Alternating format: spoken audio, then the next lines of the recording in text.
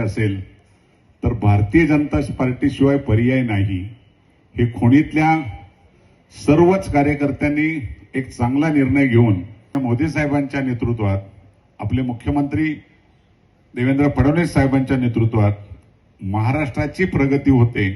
त्यामध्ये खोणी आहेत, पण ती वेळ आली तर सगळे एक होतात आणि तूच खरी अर्थाने आजची चांगली सुरुवात आपण सगळ्यांनी ठोंबरे असतील, संजयचा बालेकिल्ला आहे.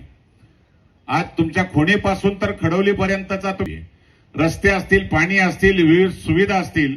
मी मध्ये एकदा ठोंबऱ्यांना जागा शिल्लक नाहीत, त्यापेक्षा आपल्या गावाला जर चांगलं एखादं मोठं सांस्कृतिक भवन झालं तर लग्न कार्यासाठी मोठ्या गावाला एक चांगल्या प्रकारची सुविधा होईल आणि त्याचं सुद्धा प्लॅनिंग करण्यासाठी या गावाला आपण दिशा दिलेली आहे आणि लवकरात लवकर तो मार्ग लावून एक चांगल्या प्रकारचं इथं खरीकरणाकडे घेऊन एक चांगलं भविष्य घडवण्याचा प्रयत्न आपण करूया.